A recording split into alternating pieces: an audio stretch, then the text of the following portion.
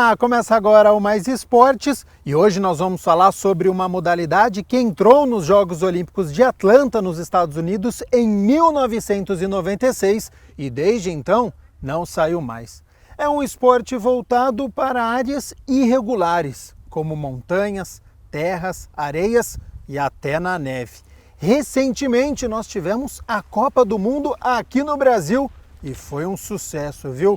Mountain bike é o assunto de hoje aqui no Mais Esportes com o professor Marcelo Aranha. Muito obrigado por ter aceito o convite para participar aqui do programa. E eu disse que entrou nos Jogos Olímpicos de Atlanta, nos Estados Unidos, em 1996, não saiu mais. Nas últimas 7 edições, mais de 20 anos. É um esporte que evoluiu muito? Bom, boa tarde a todos, obrigado pelo convite para estar falando desse esporte tão maravilhoso e crescente, né, no nosso país, como no mundo também. Com certeza é um esporte que veio para ficar, uma modalidade dentro do ciclismo que ela é praticada off-road. Então, todos os percursos fora do asfalto são aptos para a prática do mountain bike. Montanha, percursos de estradão, que a gente chama, e basicamente o mountain bike olímpico, que é o XCO, né, que são pistas que se mesclam a natureza e construção humana nessa pista. Então, vem fazendo muito sucesso e veio para ficar. E aqui atrás vocês já repararam, né? Nós temos atletas, professor, alunos aqui que estão andando aqui perto. Já já a gente vai ter mais imagens aqui deles, porque realmente é um esporte muito bacana. Agora, Marcelo, para quem está nos acompanhando, não está muito familiarizado, não conhece muito a modalidade, mas está a fim de conhecer.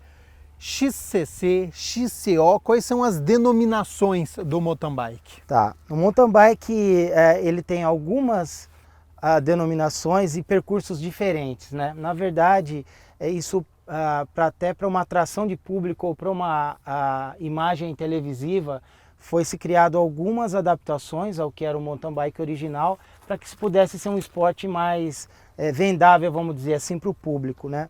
A gente tem o XCM, que basicamente é maratona, que são estradões, percursos longos de 60, 80, até 100 quilômetros em estradas de terra. A gente tem o XCO, que é uma pista como essa que a gente tem aqui atrás, com obstáculos que é em meio à natureza, com também obstáculos construídos pelo homem, né? Com rampas, curvas, que é a modalidade olímpica, e o XCC, que é um short track, é uma corrida de curto período, de 15 minutos mais ou menos, que no campeonato mundial agora ela está sendo utilizada para uma classificação para o grid da XCO do domingo e um campeonato paralelo de XCC. Então é um percurso reduzido, onde os atletas dão voltas mais curtas, onde predomina a explosão. Tá? Então as três modalidades, vamos dizer assim, dentro do mountain bike foram feitas para haver uma adaptação dos atletas e todos os atletas poderem participar. Quem vem da estrada pro mountain bike normalmente se adapta mais ao XCM, que são as maratonas. O pessoal que vem do BMX, como é o caso aqui de Paulínia, que tem uma escola muito grande do BMX, se adapta mais ao XCO, porque exige mais técnica, salto, curva, e isso já vem de uma base. Tanto que os europeus, eles treinam as crianças, começam as crianças no BMX, e eles vão chegando numa fase pré-adolescente e começam a selecionar para o mountain bike também. Então, já traz essa base, mas um caminha junto ao outro. Tem uma que é mais tradicional, que é mais praticada aqui no nosso país? O Brasil, a maioria das provas são feitas no estilo maratona. Porém, agora vem crescendo nos últimos 3 ou 4 anos, com essa implementação do XCO olímpico com mais força, também as provas de XCO. Aqui, né, nessa pista, a gente já faz um circuito de provas de XCO. O modelo XCO favorece a organização, porque ela é num circuito fechado, é menos trânsito, você tem um controle maior da organização. E para treinamento dos atletas também, uma coisa que facilita você estar dentro de um percurso, né, treinando dentro desse percurso. Então eu acho que o futuro que já chegou é o XCO mesmo no mountain bike. E é um esporte que não é tão antigo assim, né? Ele foi originado na década de 70 nos Estados Unidos, é um esporte que ainda tem muito que crescer. O pessoal nos Estados Unidos, eles resolveram fazer algo no inverno, né, nas estações de esqui, e começaram a andar de bicicleta nas montanhas. E aí começou um desenvolvimento dessa modalidade, e a partir do final dos anos 80 para 90, houve um boom do mountain bike mundial, e a gente já tem atletas importantes no passado, né? A gente tem um atleta multicampeão, o Márcio Ravelli, aqui da cidade de Itu. Então a década de 90 foi um de crescimento e desenvolvimento das bicicletas. As bicicletas antigamente pesavam 15 quilos, 13 quilos. Nossa. Elas eram de cromo-molibdênio, os freios eram cantilever. Hoje as bicicletas são de carbono, freios a disco, suspensões inteligentes. Mais leve. Muito mais leves, pesam na média de 9 quilos uma bicicleta top de linha e são acessíveis. Todo mundo consegue ter uma bicicleta com uma qualidade melhor do que aquela dos anos 90, né? Então é um esporte bastante democrático. Tá. Mas foi criado nos Estados Unidos e se desenvolveu e tem muito para crescer ainda. E cresceu muito na pandemia, na verdade, né? Tá. Ô Marcelo, para quem está nos acompanhando, tem uma bicicleta em casa, é muito diferente essa mountain bike daquela que ele utiliza para estrada, às vezes para andar na rua? Depende, a maioria das pessoas já tem uma mountain bike em casa, algum tipo de mountain bike, mesmo que a qualidade dela seja uma de entrada, como a gente fala, a maioria das pessoas tem uma bicicleta dessa. As bicicletas de estrada, que a gente chama essas bikes de road, elas têm o pneu bem fininho, né? É uma bike rígida, ela é estritamente para andar no asfalto. Ela não tem condições de andar num lugar com buraco, frenagem, ela não tem aderência. Uma bike de passeio, com essas beach bikes que a gente chama, essas bikes mais de passeio, você consegue andar num lugar desse, mas ela não te dá segurança de frenagem, de direção e de pneu, até de suspensão para você estar andando. Mas uma bike de entrada hoje é em torno de uns R$ 1.500, R$ 1.800, a pessoa consegue andar facilmente dentro de um percurso desse. Logicamente que aí ela vai evoluindo no equipamento, assim que ela vai evoluindo também na performance, né? Para quem quer ou assistir uma competição ou mesmo praticar, quais são as características de uma prova em termos de tempo? É por equipes, é individual, cada um por si, e aí tem uma estratégia, cada um faz uma estratégia diferente? Bom, as provas são individuais, existem as equipes, né? Só que os pilotos no mountain bike não trabalham em equipe.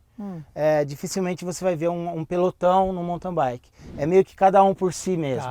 Tá? Eles têm, logicamente, que é o piloto top da equipe, mas ali largou, no momento quem tiver melhor chega na frente. Treina junto, mas na hora da estratégia, cada um com a sua. Cada um com a sua, e ela não estimula o vácuo como uma prova de ciclismo, que a gente vê aquele monte de gente andando junto e no final os velocistas batem e chegam, né? O mountain bike é um esporte muito mais de força, de técnica, né? E de estratégia também, só que uma estratégia individual. Então a pontuação e a premiação, elas são individuais. E para quem assiste uma corrida dessa, fica claro esse trabalho individual, porque as pessoas realmente, você percebe que é uma luta ali entre os pilotos da ponta para ver quem ganha até o final. Tá? Tem provas decididas aí na linha de chegada, como no último domingo foi também, na prova do Mundial que aconteceu na Alemanha.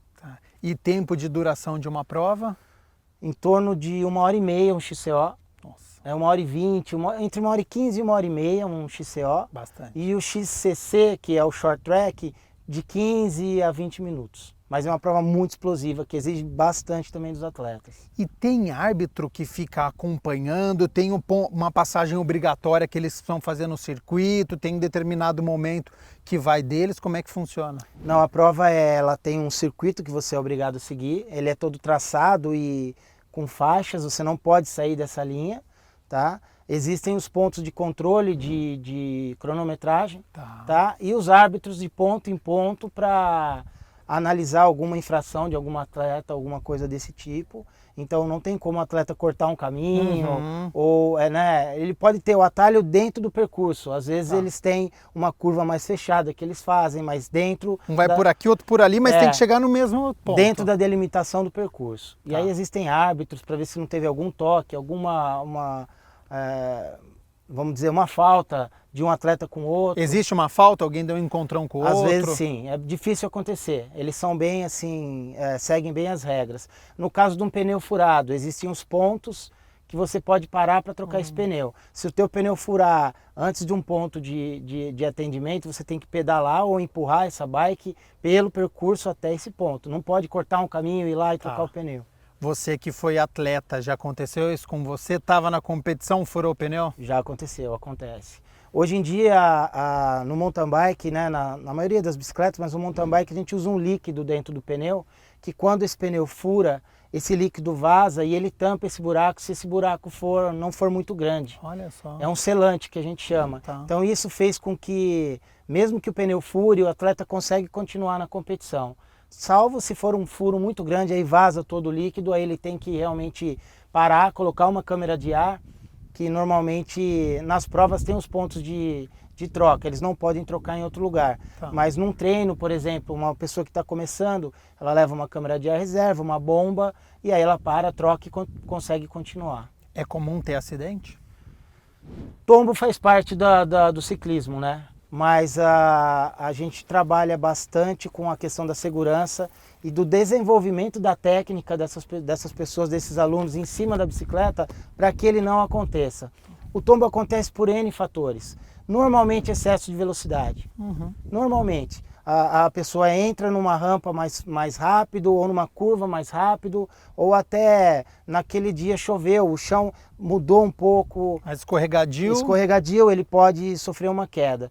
Os tombos acontecem, mas fazem parte assim da modalidade, não tem jeito. Numa prova de mountain bike profissional, Olimpíadas, existem os tombos. Eles caem, se possível, levantam e continuam do jeito que estão, mas acontece.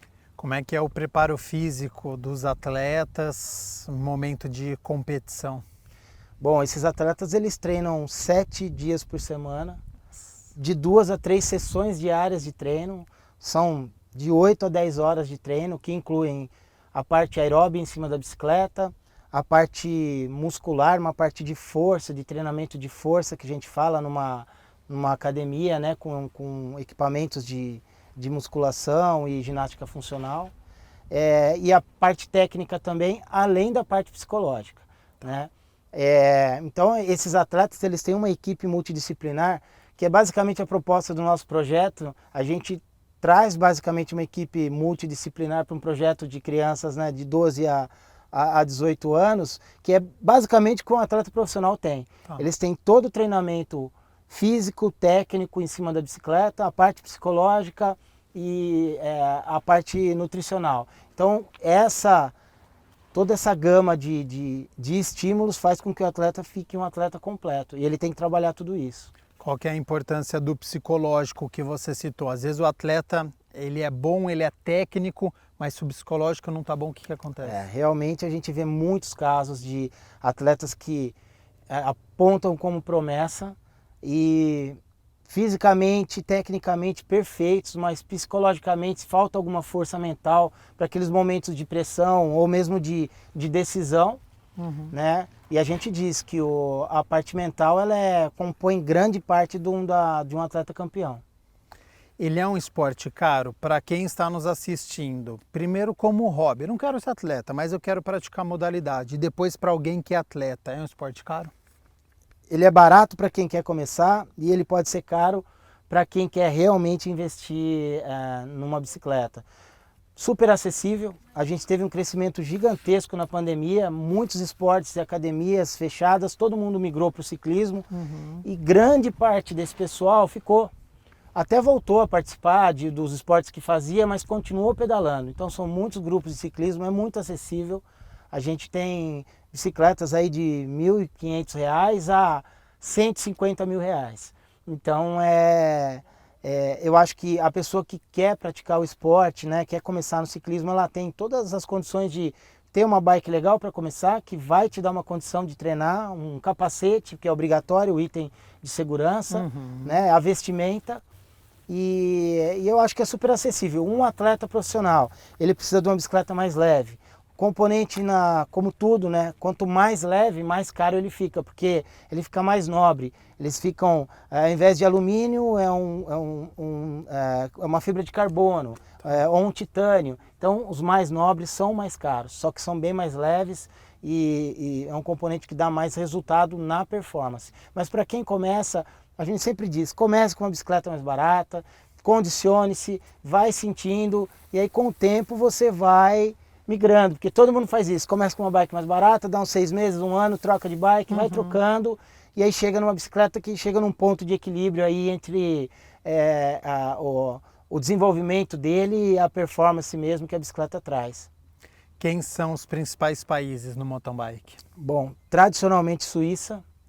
Suíça é um celeiro de mountain bikers há muitos anos.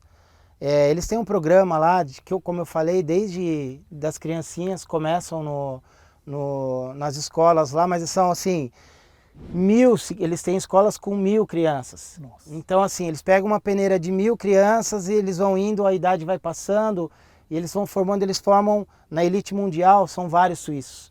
Eu arrisco a dizer que o país que mais fornece dos 100 pilotos que correm o Mundial, as etapas do Mundial, são suíços, tá? Então há esse incentivo na Suíça para começar certeza, desde a base. Começa desde a base. Eles têm muitas montanhas, o que favorece um desenvolvimento tanto da altitude, né, do condicionamento, quanto do relevo mesmo. Toda essa estratégia de pegar essas crianças e ensinar o ciclismo desde o BMX, migrando para o mountain bike. E então é o celeiro do ciclismo mesmo, do mountain bike é a Suíça. A gente tem a França, muito forte, a Inglaterra. A Europa como um todo é o mais forte no mountain bike. Pela questão geográfica mesmo, pelo que você está me dizendo. E os Estados Unidos ele vem forte por causa do mercado, né, americano, né? Tá. O mercado americano é muito forte, muitas marcas ou são compradas ou são americanas, ou são parcerias, né? Mas a gente tem França, tem Suíça, Itália, a França é um país muito forte também de piloto. E ali, Europa, muito forte. O Brasil, nesse contexto, está muito abaixo? O Brasil, eu acho que esse projeto que a gente começou é o que devia ter no Brasil inteiro, para daqui a alguns anos a gente conseguir multiplicar o número de atletas. A gente tem o Henrique Avancini, que é o nosso... O abre-alas aí ele é que realmente batalhou sozinho e chegou na onde ele está hoje, numa equipe internacional e com resultados expressivos. E ele vem batalhando muito para esse crescimento do mountain bike no Brasil e está conseguindo. Haja visto, conseguiu trazer uma etapa do Campeonato Mundial para o Brasil que, segundo os gringos que vieram correr, foi a melhor etapa que já aconteceu, não só no sentido do país em si, mas número de pessoas acompanhando, a vibração do brasileiro, o percurso que o Henrique fez, foi um percurso que eles adoraram, assim, a dinâmica, como ele montou o percurso, então foi super aclamado e acho que veio para ficar, o ano que vem deve estar por aí.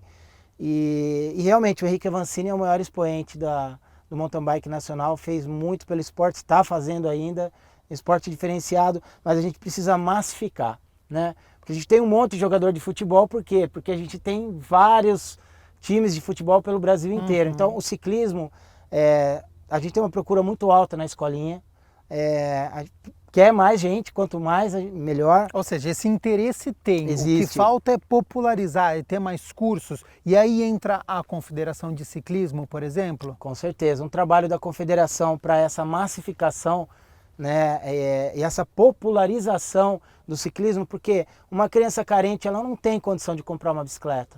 A gente sabe disso. O nosso projeto fornece 10 bicicletas para as crianças utilizarem durante as aulas.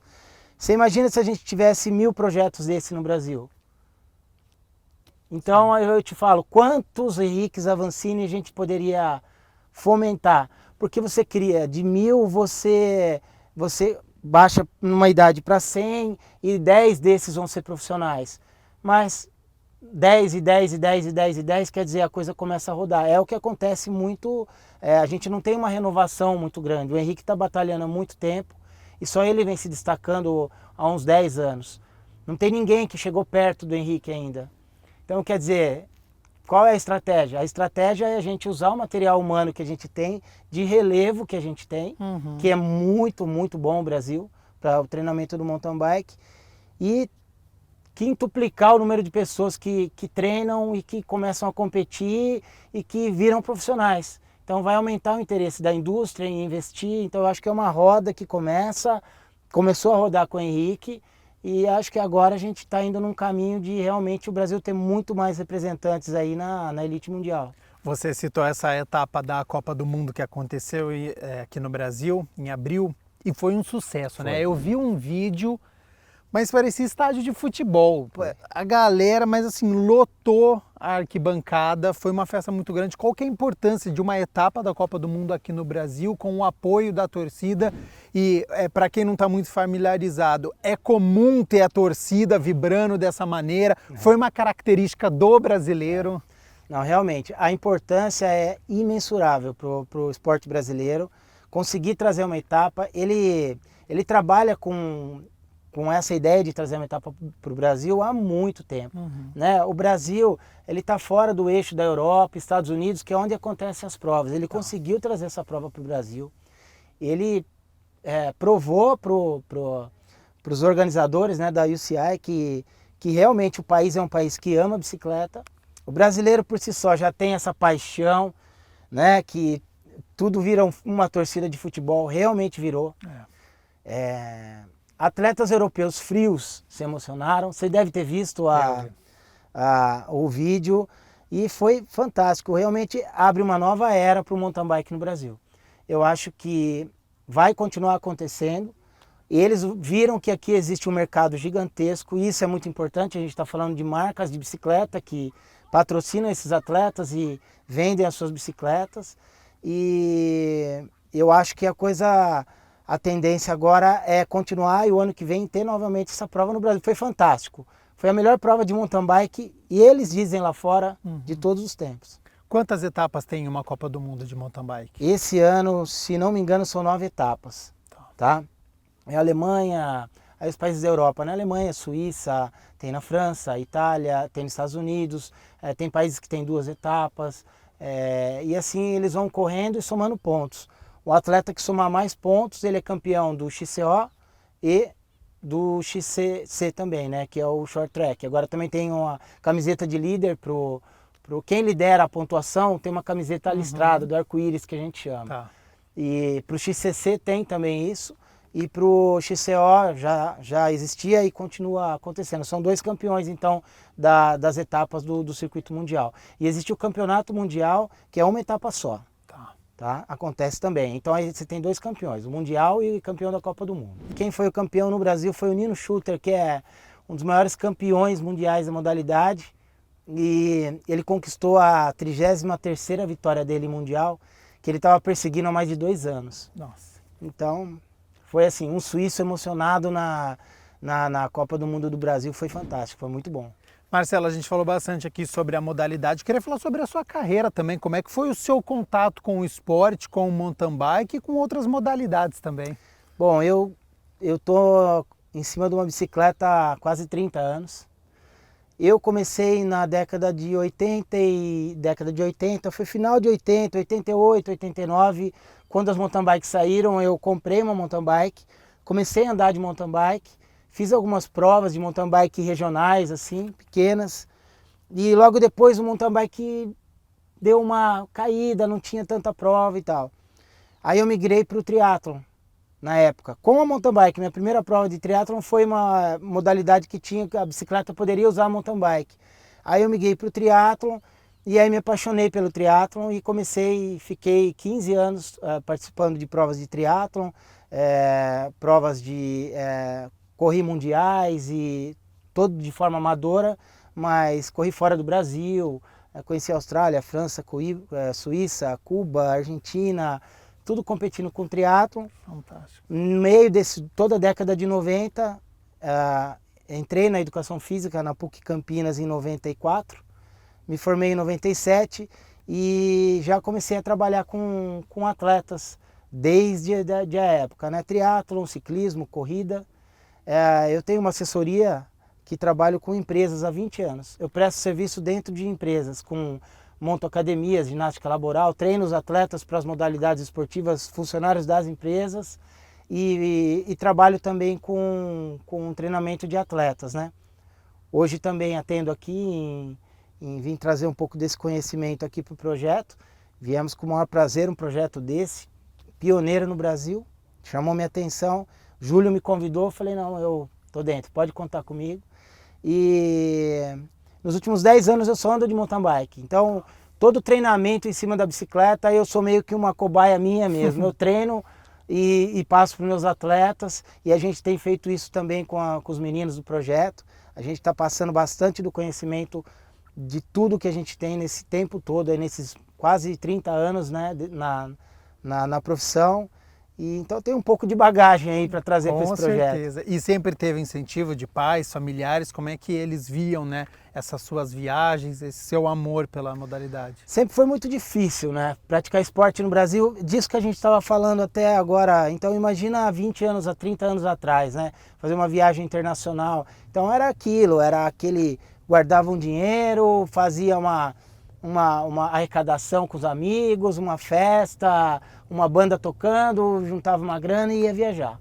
Era assim que acontecia. O esporte na década de 90 era bastante amador, hoje ele é muito mais profissionalizado. A gente, tanto no triatlon quanto no mountain bike, você já tem pessoas que vivem da modalidade, tem um trabalho paralelo, mas conseguem quase que sobreviver da modalidade. Mas foi sempre muito suado, mas o amor, né, pelo esporte prevalece. Foi o que aconteceu. Viajei bastante e foi muito bom. Que bacana. Então, há essa evolução na modalidade, pelo que você está falando. Tirando o Henrique Avancini, que acho que é o principal nome do nosso esporte, outros atletas brasileiros, tem esse incentivo também ou a busca por patrocinador ainda é muito complicada? A busca é complicada. Existe um grande apoio hoje, algumas empresas, existem algumas equipes no Brasil, né, mas aí nós podemos falar aí de 10 equipes. Então, 10 equipes que vão estar, nós estamos falando de 30 atletas, 40 atletas, 50 atletas no Brasil, que podem e que vivem, né, eu acho que nem todos conseguem viver exclusivamente do lado profissional, tem alguma outra atividade ligada ao esporte para complementar essa renda. Mas assim, a parte profissional ela tem que crescer muito no Brasil ainda, em quantidade e qualidade, porque exige muita dedicação e treinamento. Então é bem difícil que a pessoa tenha todo o tempo para treinar se ela tem que ter um outro emprego, vamos dizer assim. Mas já mudou bastante, está crescendo bastante, o incentivo aumentou bastante. Eu acho que a tendência é de crescimento mesmo. Essa evolução, você acha que parte de governo federal, estadual, municipal, é uma pressão da sociedade, a iniciativa privada? Como é que a gente evolui a modalidade no país? Eu acho que está tendo uma evolução pela iniciativa privada, que são as marcas, as lojas que investem bastante. A parte de governo e a parte federal também é muito importante por conta de toda a lei de incentivo que vem acontecendo. Então, uma lei de incentivo como essa, do projeto que a gente participa, ela nos proporcionou montar uma equipe multidisciplinar, né, com professores altamente profissionais, altamente capacitados, com bicicleta, com lanche, uniforme. Então, todo o dinheiro que seria destinado ao imposto de renda, né, vai para essa lei do incentivo que faz aporte nos projetos que são capacitados para desenvolver, e existe toda uma programação de comprovação de tudo isso, são projetos muito sérios. Então essa lei do incentivo realmente vem para abrir esse campo e fazer com que o Brasil cresça muito mais no mountain bike e em outras modalidades esportivas também. Com certeza o incentivo governamental é importantíssimo, junto com a iniciativa privada, para que o esporte cresça cada vez mais e evolua, né? E esse projeto na cidade de Paulínia já revelou muitos atletas, muitos campeões brasileiros, estaduais e até mundiais? Bom, a gente tem um histórico aqui de 25 anos do BMX, com campeões estaduais, campeões brasileiros, pan-americanos, sul-americanos, campeões mundiais. Então, assim, é um celeiro de campeões. O mountain bike, a gente começou o projeto há 2 meses. e a gente tem toda a certeza que vai sair campeão daqui também. Tem muita criança que tem talento, que não tinha essa oportunidade de estar treinando, e a seriedade do trabalho eu acho que traz uma segurança muito grande de, além de formar campeões, a gente está formando cidadãos, né? Que é um dos pilares aí, a gente formar um cidadão de bem, né? Um cidadão correto, que através do esporte, competitivo ou não, leve aquilo para a vida toda dele, que ele consiga entender que a vida se ganha, a vida se perde, mas que a gente nunca desiste, né? A gente sempre segue em frente. Então eu acho que realmente a gente vai ter muitas notícias boas no futuro aí. Tem muito atleta bom nessa escolinha. Dá para iniciar com quantos anos no mountain bike? O mountain bike, na escola, no caso, a gente está começando com 12 anos de idade, tá?